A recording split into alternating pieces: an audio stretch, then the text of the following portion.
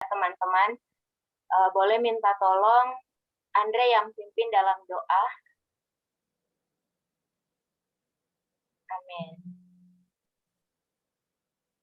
Baik, nanti.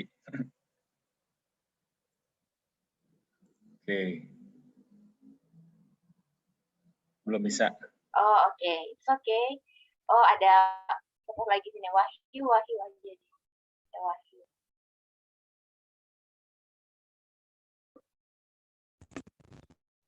Oh, Amin.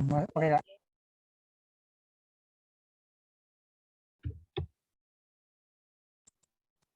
Baik, mari kita bersatu di dalam doa. Terima kasih Bapak, terima kasih Yesus atas kesempatan yang Kau berikan pada petang hari ini Tuhan. Kiranya Bapak pada saat ini juga kami akan membaca sebagian dari firman-Mu Tuhan. Kiranya Bapak firman yang akan kami baca Tuhan, akan kami bahas dapat menyingkapkan pesan-pesan yang ingin Kau sampaikan kepada kami Bapak. Kiranya Kau pakai mulut dan lidah dan hamba-Mu Tuhan, Kaifa, Bang Renard, Kayuel, dan lainnya Tuhan, yang kiranya pada malam ini akan menyampaikan firman Tuhan, menyampaikan sharing Tuhan. Kiranya Tuhan, sharingnya akan berjalan dengan baik Tuhan. Kiranya platform yang kami gunakan Tuhan, Zoom ini Tuhan bisa lancar Tuhan, tidak ada kendala satu apapun Tuhan. Jaga kami, lindungi kami Tuhan, berkati kami Tuhan. Hanya dalam nama-Mu kami telah berdoa dan mengucap syukur. Haleluya. Amin. Amin. Terima kasih. Bentar ya, saya. Oke. Untuk urutannya, saya bantu urutkan atau Kaifa sudah urutkan? Oh, sudah ya, 2 orang. Oke, berarti saya dulu ya. Lukas pasal 13 ayat yang 18 sampai 14 ayat 6. Baik, Lukas pasal 13. Lukas pasal yang ke-13 ayat 18 berkata, perumpamaan tentang biji sesawi dan ragi. Maka kata Yesus, seumpama apakah hal kerajaan Allah dan dengan apakah aku akan mengumpamakannya? Ayat 19. Ia seumpama biji sesawi yang diambil ditaburkan orang di kebunnya. Biji itu tumbuh dan menjadi pohon, dan burung-burung di udara bersarang pada cabang-cabangnya. Bela ayat 3. Ayat 3 ayat 20, sorry. Ayat 20.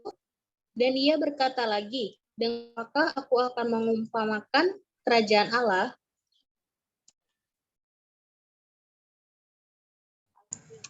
Oke, 21 ya. Ya, seumpama ragi yang diambil seorang perempuan dan diadukan ke dalam tepung terigu 3 sukat sampai khamir seluruhnya. 22. Andre.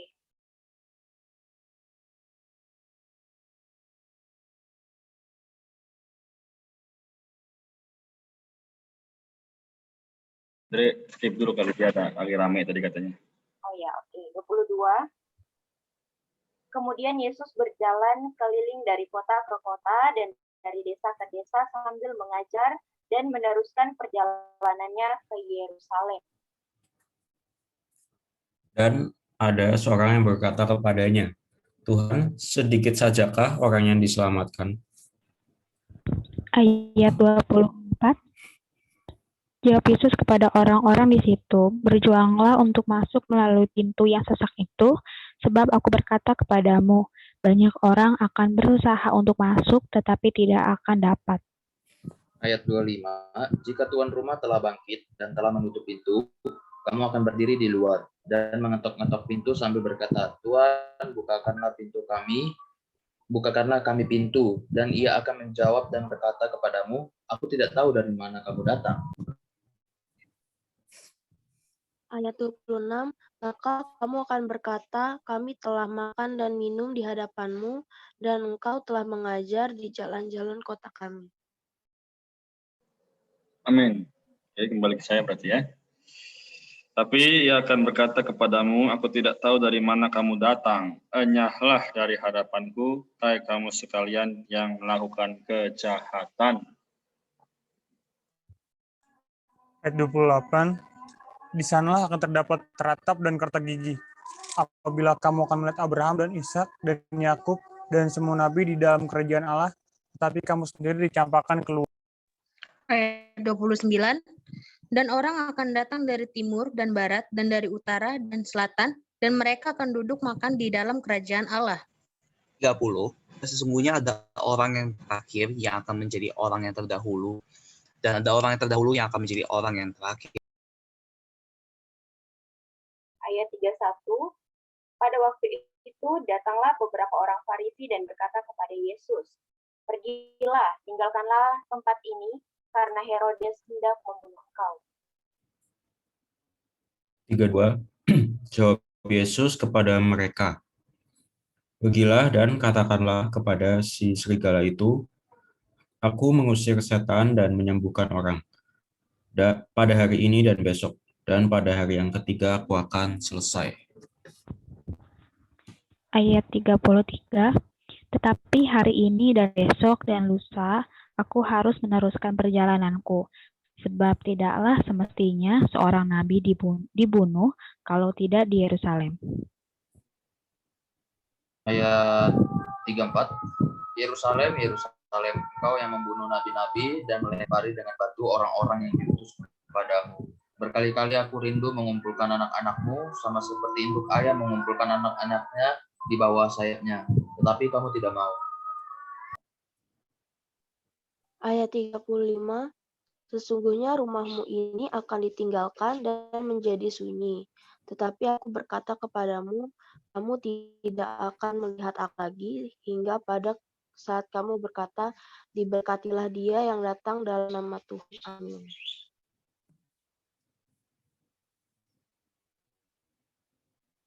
Pasal 14 ayat 1. Oh, sorry ya. Lagi penyembuhan pada hari Sabat. Pada suatu hari Sabat, Yesus datang ke rumah salah seorang pemimpin dari orang-orang Farisi untuk makan di situ. Semua yang hadir mengamat-amati dia dengan seksama.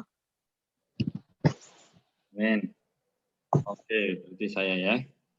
Ayat 2, tiba-tiba datanglah seorang yang sakit busung air berdiri di hadapannya.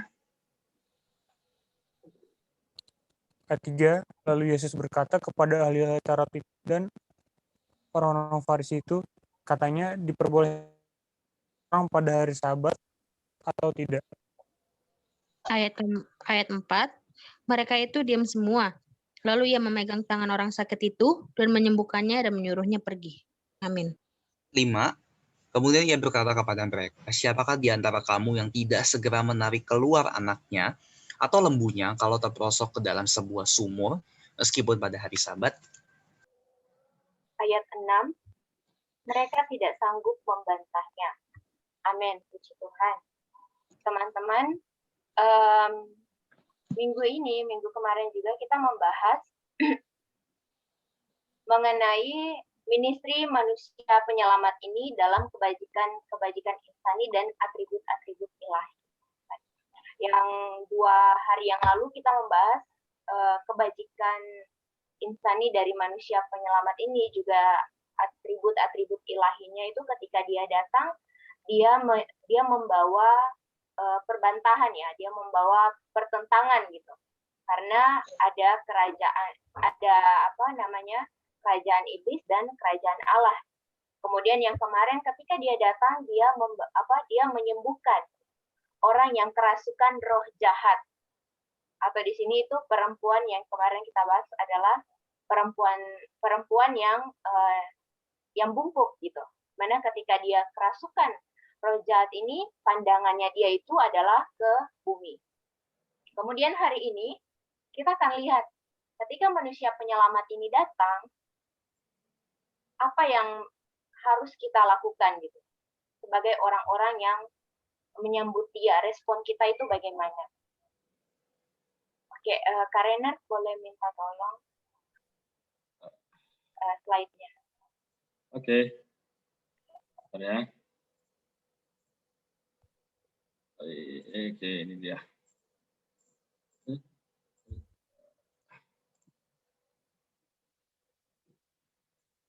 Oke, teman-teman, di sini kita bisa lihat ya. Ayat pentingnya itu Lukas pasal 13 ayat 30. Kita boleh baca bersama-sama. 1, 2, 3. Sesungguhnya Ya, orang ada orang yang terakhir akan menjadi orang yang pertama. Ada orang yang pertama yang akan menjadi orang yang terakhir. Jadi pokok pembahasan kita ini akan membahas perkara orang yang terakhir dan orang yang pertama untuk berbagian di dalam kerajaan Allah. Karena salah satu ministry manusia penyelamat ketika dia datang ke bumi ini adalah untuk membawa kerajaan Allah. Namun di sini kita bisa dapatkan bold ya, 2, yaitu orang yang terakhir dan orang yang pertama. Kita masuk ke dalam pembahasan ini ya. Itu yang pertama, jelaskan makna frase yang terakhir dalam Lukas pasal 13 ayat 30. Karena di konteks ini kan dia membahas ketika di ayat 22 sampai 30 ini Tuhan Yesus itu datang ke Yerusalem memberitakan Injil. Karena di ayat 22 berkata, kemudian Yesus berjalan keliling dari kota ke kota dan dari desa ke desa sambil mengajar dan meneruskan perjalanannya ke Yerusalem. Ini adalah perkataan Tuhan Yesus ini ketika sudah di Yerusalem.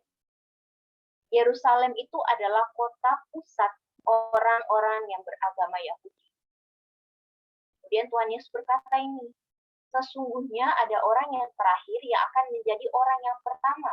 Dan ada orang yang pertama yang akan menjadi orang yang terakhir. Kalau punya catatan kaki, punya Alkitab versi pemulihan, boleh. Ada yang bisa menjawabnya? Jelaskan makna frase yang terakhir.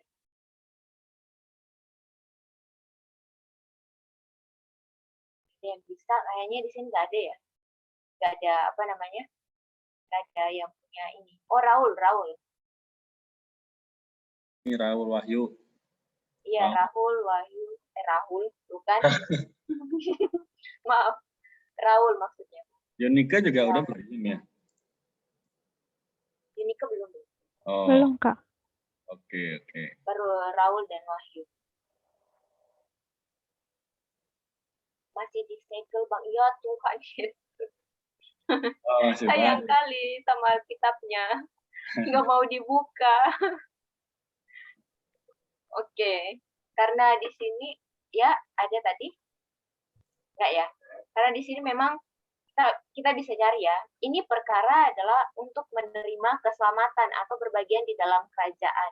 Hari ini ketika orang yang sudah percaya, kemudian ini clue ya, yang terakhir menjadi yang pertama menjadi yang terakhir. Ketika orang yang sudah percaya nih, kemudian dia terus mengikut Tuhan, tapi dalam perjalanan mengikut Tuhan ini, dia itu kasihnya terhadap Tuhan mulai sedikit demi sedikit itu berkurang. Nah, ada orang ini yang terakhir. Ini orang yang pertama ini sudah mulai mundur. Nah, orang yang terakhir ini masuk, dia makin menggebu-gebu nih, datang makin ini. Jadi, yang pertama ini dia mulai undur, yang terakhir ini dia makin maju gitu. Akhirnya ketika Tuhan datang, siapa yang diselamatkan? Terakhir, Kak. Orang yang terakhir. Nah, mengapa demikian? Apa yang dimaksud dengan yang terakhir dan yang pertama ini? Dari ilustrasi yang Kak Iva jelaskan tadi. Menurut saya tanpa ngelihat Alkitab itu kayak yang terakhir itu orang yang awalnya berdosa tapi dia berbalik pada Tuhan. Akhirnya sedangkan orang yang pertama jadi terakhir itu orang yang awalnya itu percaya, yakin pada Tuhan, tapi makin lama dia kayak entah bosan, mengendur imannya, dan akhirnya dia mulai turun lah tingkat imannya, begitu mungkin. Ya, amin, puji Tuhan. Sangat bagus jawabannya ya. Mari kita sama-sama melihat jawabannya. Ya, yang kaum sisters yang baca dulu ya, yang pertama ini. Lukas pasal 13 ayat 30 catatan kaki 1 kalau ada yang punya ya. Terakhir mengacu kepada orang-orang kafir yang beroleh selamat, yang menerima penyelamat sebelum orang-orang Yahudi beroleh selamat. Mereka akan berbagian dalam kerajaan Allah dalam masa 1000 tahun. Yang kedua, kaum yang brothers. Pertama, mengacu kepada kepada orang-orang Yahudi yang percaya Tuhan setelah orang-orang kafir percaya. Percaya Tuhan Maka setelah dalam ayat orang ini kafir percaya diterapkan dengan arti yang lain dalam Matius dengan arti 9 yang ayat lain. 30, Matius 20 ayat 16, dan Matius 10 ayat 31. Amin, puji Tuhan. Jadi kita bisa lihat ya, sebenarnya orang yang pertama juga orang yang terakhir ini ditujukan kepada, kalau orang yang pertama adalah orang-orang Yahudi. Mereka itu yang percaya Tuhan, mereka yang pertama percaya Tuhan sebelum orang-orang kafir. Tetapi ketika mereka mulai, ya tadi yang kayak waktu bilang, mulai seiring berjalan waktu mereka undur, maka kasih Tuhan ini beralih, kasih karunia ini beralih kepada kita, orang-orang kafir yang bukan orang Kristen, yang bukan orang-orang Yahudi dalam kewarganegaraannya. Inilah makna dari yang pertama dan kemudian yang terakhir ini. Mengapa demikian? Kita bisa lihat di dalam Lukas pasal yang tadi kita baca ini. Di dalam Lukas pasal 13 ayat 22. Awalnya ini kan Tuhan itu datang. Dikatakan Tuhan Yesus berjalan keliling dari kota ke kota, dari desa ke desa, sambil mengajar dan meneruskan perjalanannya ke Yerusalem. Ketika ke Yerusalem ini, ternyata di sana itu Tuhan ini berkata ini, ayat 30 yang tadi kita baca. Sesungguhnya ada orang yang terakhir yang akan menjadi orang yang pertama. Dan ada orang yang pertama yang akan menjadi orang yang terakhir. Mengapa Tuhan berkata demikian kepada orang-orang di sana gitu, di Yerusalem? Apa yang terjadi? Ada yang bisa menjawabnya? Jawabannya ada di dalam ayat yang tadi kita baca. Apakah Tuhan itu marah kepada orang-orang Yahudi? Atau Tuhan lebih mengasihi orang-orang atau orang-orang Yahudi ini yang adalah orang pertama dan Tuhan itu lebih mengasihi orang yang terakhir? Apa sebenarnya yang terjadi? Apa yang dilakukan oleh orang-orang Yahudi sampai Tuhan berkata demikian? Ada? Kenapa? Ayo. Ada. Jawabannya ada di dalam ayat ini saja, tidak kemana-mana. Dia tidak akan pusing. Tadi kita sudah membacanya. Perkara induk ayam ada di ayat berapa? Ayat 27 ya? Ya, boleh. Induk ayam. Induk ayam. Induk ayam ayat berapa? Yang ada kata induk ayam. Frase yang ada induk ayam.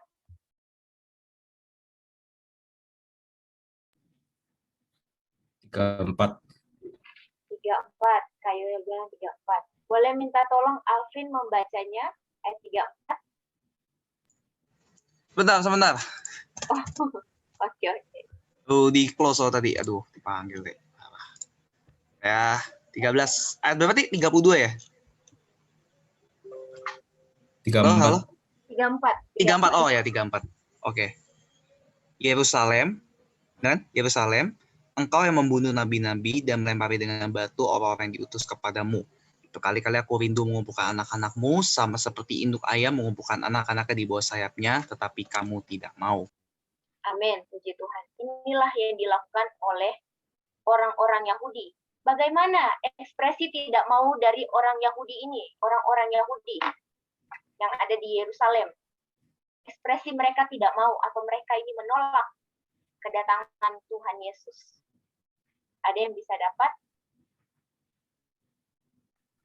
Kalau orang menolak ya, ada kunjungan, misalnya presiden gitu kan, terus orang tolak, gitu. Apa yang mereka lakukan?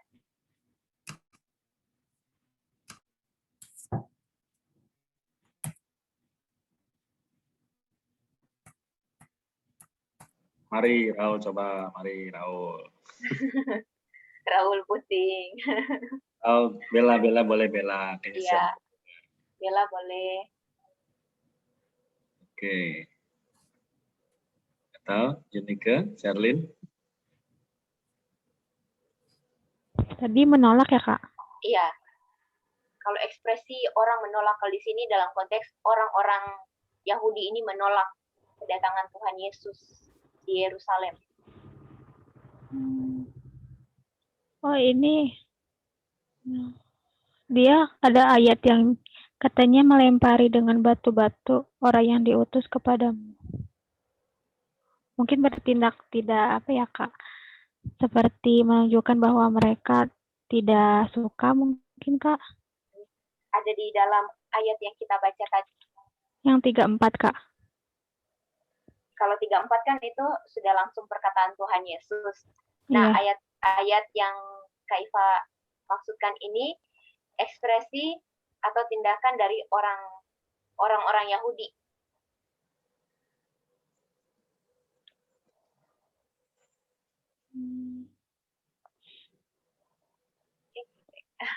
Oke, kita sama-sama lihat. Kayaknya masih ini ya, bingung. Berarti ini emang harus berarti pas kita baca harus satu-satu nih, nggak fokus gini. Oke, atau memang lagi banyak pikiran ini karena banyak tugas. Kita lihat ya di ayat 31 dan kita baca bersama-sama. 1, 2, 3. Pada waktu itu datanglah beberapa orang Farisi dan berkata kepada Yesus, "Pergilah, tinggalkanlah tempat ini, karena Herodes hendak membunuh engkau." Inilah ekspresi dari orang-orang Yahudi yang dibilang Tuhan Yesus dalam 34. Tuhan Yesus itu datang ke Yerusalem yang notabene-nya adalah mayoritas orang-orang Yahudi, orang-orang yang orang-orang kalau bisa dikatakan mereka ini adalah orang agama yang pertama, kan? Di zaman itu mereka yang pertama kali percaya kepada Allah, mereka adalah Israel. Tetapi inilah Tuhan Yesus mendambakan itu seperti yang dikatakan ya, seperti induk ayam yang mau mengumpulkan anak-anak di bawah sayapnya. Tetapi apa yang mereka lakukan? Mereka tidak mau. Bahkan di sini di ayat 31 berkata bahwa mereka itu mau apa? Mereka berkata kepada Tuhan Yesus untuk pergi karena Herodes mau membunuh Tuhan Yesus. Inilah yang sehingga membuat Tuhan Yesus itu berpaling kepada orang-orang yang pertama, orang-orang yang terakhir, yaitu orang-orang kafir. Puji Tuhan, karena penolakan orang-orang Yahudi, Tuhan itu berpaling kepada kita orang-orang kafir. Jadi hari ini sebagai orang-orang kafir, apa yang harus kita lakukan? Jadi dalam praktikalnya dalam kehidupan kita setiap hari, ada yang bisa dapat atau enggak? Atau langsung aja ya. Kita bisa lihat ya, ayat 24. Ya, sama-sama lagi kita baca. 2, 3. Jawab Yesus kepada orang-orang di situ, "Berjuanglah untuk masuk melalui pintu yang sempit itu. Sebab aku berkata kepadamu, banyak orang akan berusaha untuk masuk, tetapi tidak akan dapat." Amin. Di sini Tuhan Yesus berkata, berjuanglah. Kemudian ini apa? Untuk masuk melalui pintu yang sempit itu. Kalau kita sama-sama melihat, pintu yang sempit ini maksudnya apa? Di dalam Matius pasal 7 ayat 14, 1, catatan kaki 1 ya. Ya, Matius pasal 7 ayat 14, catatan kaki 1. 14, catatan kaki 1. Ya, kita bisa lihat di sini. Mulai dari pintu yang sempit. Dari yang di kedua, kalimat kedua, pintu yang sempit bukan. Ya, inilah maksud dari itu. Kita boleh sama-sama baca lagi ya. 1, 2, 3. Jadi inilah kehidupan kita sebagai orang-orang yang terakhir. Supaya kita tetap, keselamatan yang kita terima itu tetap ya, tidak akan hilang seperti yang orang-orang yang dialami. Bukan hilang ya, tapi mempertahankan, kita terus mempertahankan keselamatan kita. 1, 2, 3. Pintu yang sempit bukan hanya membereskan sikap lahir, melainkan juga membereskan motivasi batin. Manusia lama, diri, daging, konsumsi manusia, dan dunia dengan kemuliaannya. semuanya Semuanya disingkirkan. disingkirkan. Hanya yang berhubungan dengan kehendak Allah baru dapat masuk. Amin. Sampai di situ dulu. Amin. Inilah kehidupan yang harus kita tempuh, yaitu kita perlu menempuh pintu yang sempit. Pintu yang sempit ini bukan hanya membereskan sikap lahir, katakan di sini ya, melainkan motivasi, membereskan motivasi batin kita di dalam mengikuti Tuhan Yesus. Manusia lama kita, diri kita atau ego, daging ini adalah kesukaannya kita gitu kan. Kemudian konsepsi manusia, dunia dan kemuliaannya itu semuanya dikatakan harus disingkirkan. Kenapa dikatakan jalan pintu yang sempit? Karena memang susah sekali untuk untuk tidak saja di dalam diri, yang pertama misalnya ini dalam diri, ego, kesukaan saya gitu, kemauan saya, lebih ke saya itu sangat sulit. Inilah mengikut Tuhan untuk mempertahankan kita sebagai orang-orang yang terakhir ini dalam menerima keselamatan itu memang sangat sulit. Tapi inilah yang harus kita tempuh.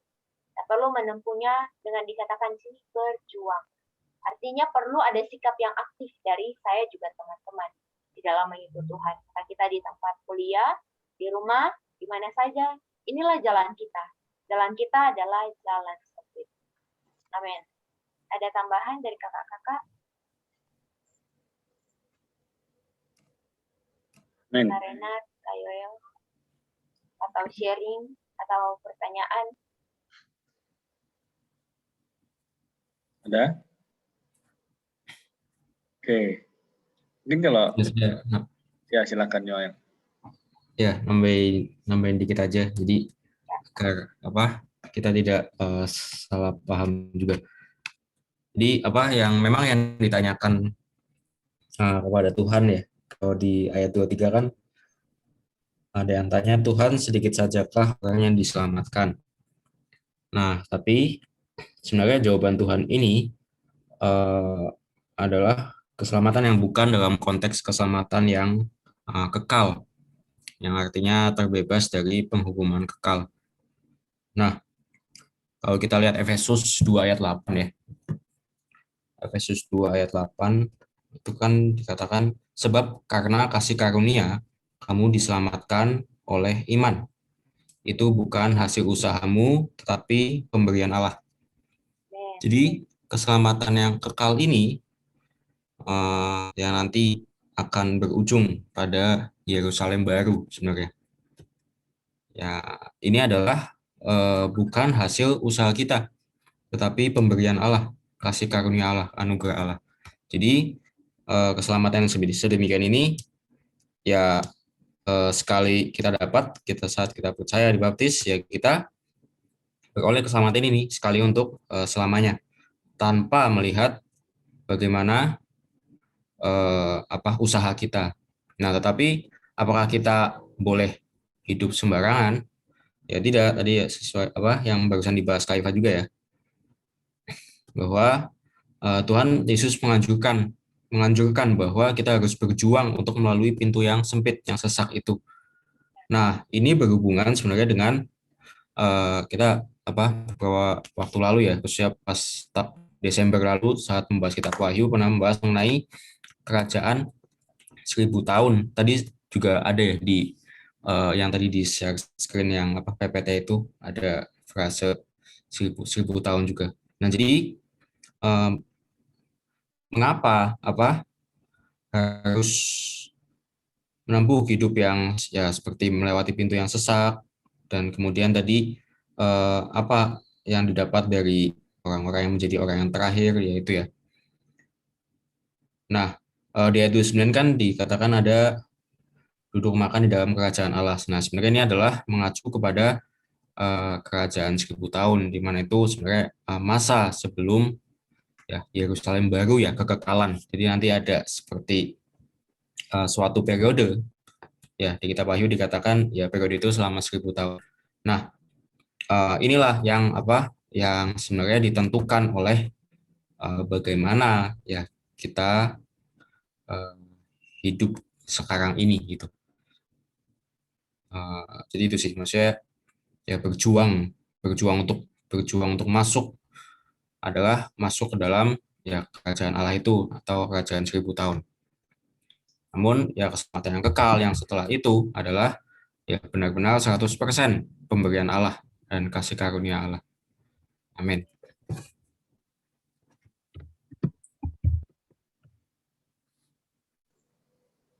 Amin. Amin. Ya, Karena. Itu ada pertanyaan dari Raul ya. Tanya Lukas 13 ayat 33, Nabi yang Tuhan maksud itu Yesus atau siapa? Oke. Anyone can answer?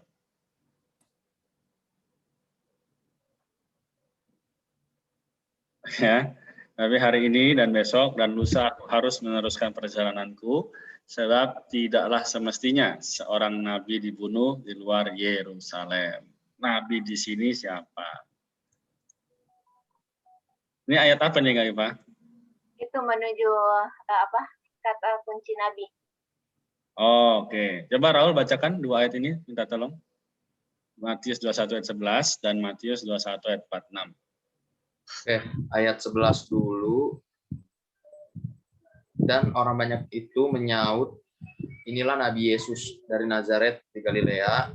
Dan ayat 46, dan mereka berusaha untuk menangkap dia, tetapi mereka takut kepada orang banyak, karena orang banyak itu menganggap dia nabi. Oke. Udah ya, udah keduanya ya. Ya. Jadi sekarang kita bisa menyimpulkan sama-sama ya, menurut Alkitab, bukan menurut saya atau menurut yang Raul alami, tapi menurut firman Tuhan, yaitu dia adalah nabi, dia adalah rasul, dia adalah Allah, dia adalah manusia penyelamat, dia adalah sang pencipta, dia adalah sang Al-Muhid. Al-Muhid artinya apa? Tahu Al-Muhid? Al-Muhid itu segala sesuatu. Mujarab bukan sih? Bukan mujarab. Kalau mujarab itu kan kayak mujarab itu seperti dia tuh sangat berkhasiat gitu. Berkhasiat itu kan itu khasiat itu mujarab. Tapi kalau Al-Muhid adalah semua dan di dalam segala sesuatu, ya. Jadi kamu mau bilang dia nabi, ya dia nabi. Kamu mau bilang dia tabib, dia tabib. Mau bilang dia Allah, ya dia memang Allah. Tapi kalau mau bilang dia manusia, dia juga manusia. Nah, inilah yang ditentang oleh ahli-ahli Taurat dan orang-orang Farisi. Kenapa? Karena mereka nggak percaya adanya kebangkitan. Masa manusia bisa bangkit? Orang udah mati kok bangkit? Nah, sekarang pertanyaannya, kan banyak tuh didebatkan ya. Nabi, tanda kutip Isa, Nabi Yesus, ya kan? Wah, mulai banyak timbul pertanyaan dan kita semakin bingung mau ikut yang mana, gitu kan? Tapi pertanyaannya adalah apakah kita percaya dan beriman bahwa Allah yang kita sembah, Allah yang kita yakini adalah Allah di atas segala Allah. Ya, Efesus pasal 2 ya, kita ada sedikit tambahan waktu sedikit ya. Jadi untuk menjelaskan ini, Efesus pasal 2 ya, ayat yang bentar ya. Efesus lagi, sorry. Filipi maksudnya. Filipi pasal yang kedua, maaf ya. Filipi pasal 2 ayat yang ke-8 sampai 11 ya. Saya bacakan untuk kita. Dan dalam keadaan sebagai manusia, ia telah merendahkan dirinya dan taat sampai mati, bahkan sampai mati di kayu salib. Itulah sebabnya Allah sangat meninggikan dia dan mengaruniakan kepadanya nama di atas segala nama, supaya dalam nama Yesus bertekuk lutut segala yang ada di langit dan yang ada di atas bumi dan yang ada di bawah bumi, dan segala lidah mengaku apa? Yesus Kristus adalah Tuhan, bagi kemuliaan Allah Bapa. Adakah yang bisa menyanggah ayat ini? Ya, kalau ada yang bisa menyanggah, bertanggung jawabnya sama Tuhan. Ya, bukan kepada saya, bukan kepada siapapun, tapi langsung sama Tuhan, karena ini adalah firman-Nya. Jadi untuk kesimpulan, ya, jadi bagaimanapun situasi kita butuh teman, dia teman kita, ya kan? Ada lagunya, Yesus itu sobat kita, dia tanggung dosa kita, dan sebagainya. Ada juga apa? Dia adalah ayah kita. Ya Aba, Bapa, ini aku anakmu, dan sebagainya. Artinya, ya, dia sangat limpah, sangat lengkap. Nggak mungkin ada yang bisa menggantikan. Jadi kalau ada yang menggantikan Allah di dalam hati kita, sungguh satu pertanyaan yang besar. Apakah kurang besar Allah di dalam hatimu? Apakah Allah sebegitu kecilnya sehingga bisa tergantikan? Ya. Amin. Jadi mulai dari hari ini, bagi kita yang mungkin baru tersadarkan, ayo kita maju sama-sama, kita baca perjanjian lamanya, kita baca perjanjian barunya, kita ikuti, kita taati setiap perkataannya, sudah pasti hidupmu lancar. Amin. Meskipun ada cobaan, karena Tuhan berkata apa? Langit dan bumi akan berlalu, dan aku tidak pernah menjanjikan kepadamu langit selalu biru. Tapi apa? Dia ada di dalam kita, dan dia adalah kekal dari dulu, sekarang, sampai selama-lamanya. Ya. Amin. Amin. Lalu untuk pertanyaan tadi yang pintu sempit, bahkan dari lagu sekolah minggu juga ada. Di dalam dunia ada dua jalan, lebar dan sempit. Mana kau pilih? Yang lebar api, jiwamu mati, dan sebagainya. Tapi yang sempit, itu kita dibawa ke kemuliaan. Ya. Baik, jadi bukan berarti kita nggak bisa, bukan berarti kita nggak mampu. Pertanyaannya adalah mau nggak kita? Kalau bisa, belum yang memang nggak bisa, karena kita dosa. Kita semua adalah orang-orang yang layaknya binasa. Tapi mau nggak kita menerima keselamatan? Kita mengerjakannya itu dengan takut dan gentar, ya. Lewat apa kita bisa mengerjakan itu? Sudah ada kuncinya, sudah ada caranya. Yang sedang dipegang Bella itulah caranya. Bible, Alkitab, ya, Bible. Berarti memang itu adalah senjata kita ya untuk menghadapi situasi hari ini. Kamu sedih, baca Alkitab. Kamu galau, baca Alkitab. Kamu sukacita, baca lagi. Ya, sehingga apa? Sukacita kita semakin penuh. Ya, haleluya. Itu yang bisa saya tambahkan. Amin. Oke. Amin, puji Tuhan. Ada pertanyaan atau pernyataan atau mau sharing? Sanggahan. Kalau mau sanggah juga boleh. Ada? Ya, berarti sudah paham ya sampai sejauh ini. Oke, kita akan tutup dalam doa. Boleh minta tolong Eunike untuk pimpin dalam doa penutup. Halo Kak, suaraku ada Kak? Ya, ada. Oke. Mari teman-teman kita bersatu dalam doa. Selamat sore ya Bapak, selamat sore Tuhan Yesus, selamat sore Roh Kudus. Terima kasih banyak ya Tuhan karena Engkau masih memberikan kami kesempatan, Engkau masih memberikan kami anugerah untuk hidup pada hari ini ya Tuhan. Dan juga Tuhan, terima kasih juga atas kesempatan pada sore hari ini di mana kami telah melaksanakan bacaan Alkitab pada hari ini ya Tuhan, dan kami telah sharing ya Tuhan. Dan juga Tuhan, semoga yang kami baca ini tidak berlalu dengan sia-sia ya Bapa, dan semakin hari kami semakin tekun untuk bersekutu denganmu ya Bapa. Dan juga ya Tuhan, tolong berkati juga kakak-kakak yang telah membimbing kami untuk pembacaan Alkitab hari ini Tuhan. Tolong berikan kesehatan selalu ya Bapa, dan juga tolong sertai dalam setiap langkah kehidupannya dan dalam segala cita dan rencananya ke depan ya Bapa. Dan juga Tuhan, kami berdoa juga Tuhan untuk teman-teman kami yang mungkin belum bisa hadir saat ini Tuhan karena kesibukan. Tolong sertai dan lindungi mereka ya Tuhan, dan juga bagi teman-teman kami yang mungkin saat ini sedang mengalami kelemahan tubuh, Tuhan tolong rawat dan sembuhkan ya Bapak.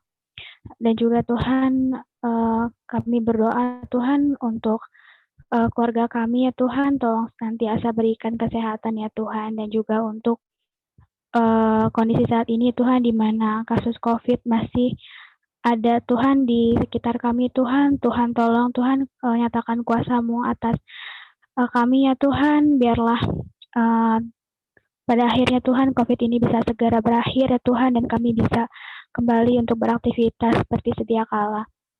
Dan juga Tuhan, ampunilah kami atas segala dosa dan kesalahan kami ya Tuhan, agar kami layak mendapat berkat daripada-Mu.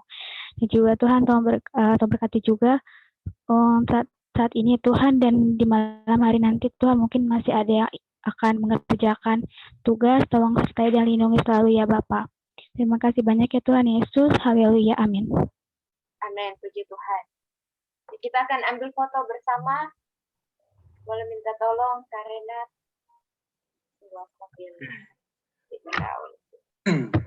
mohon maaf sebelumnya, hitam putih nggak apa-apa ya. Bukan berarti saya nggak berwarna, tapi saya penuh dengan Kristus. Amin. Amin.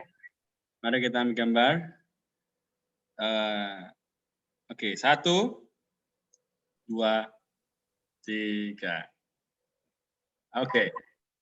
Ya. Oke, itu. Terima kasih semuanya. Terima kasih Kak, terima kasih teman-teman. Terima kasih, Yang mau Kak. join Terima kasih, malam jam teman-teman. 9 juga, feel free. Makasih Kak, makasih. Berkati. Ya, Makasih, saling ya, terima Pak. kasih. Sampai jumpa. Nah, Live ya, Bang. ya, baik. Ya. Oke.